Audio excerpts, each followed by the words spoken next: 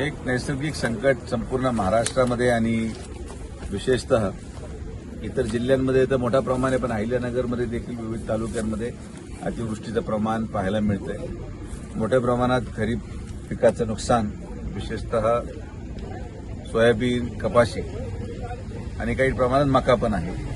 अशी 3 महत्त्वाचे पिकं हे लोणी या परिसरामध्ये पूर्णपणे खराब झालेले आहेत.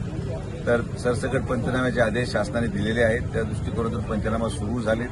50% जवळपास पंचनामा पूर्ण होत आलेले आहेत आणि मला वाटतं की हे सगळे पंचनामे आल्यानंतर शासन लवकरात लवकर मदत जाहीर करेल. कारण की अजूनही पावसाची शंका व्यक्त केली जाते. तर जोपर्यंत पाऊस पूर्णपणे थांबत नाही तोपर्यंत डॅमेज असेसमेंट करणं अवघड आहे आणि संपूर्ण डॅमेज असेसमेंट झाल्याशिवाय कुठल्याही प्रकारे मदत आपल्याला जाहीर करता येणार नाही. मात्र सर्व महाराष्ट्रातल्या शेतकऱ्यांना समवेत आणि तसेच लोणीच्या शेतकऱ्यांसमवेत या राज्याचे मुख्यमंत्री माननीय फडणवीस साहेब आणि दोन्ही उपमुख्यमंत्री, पालकमंत्री आणि महायुती सरकार ठामपणे उभा आहे आणि लवकरात लवकर शेतकऱ्यांना सकारात्मक दृष्टिकोन ठेवून मदत जाहीर होईल असं मला अपेक्षा.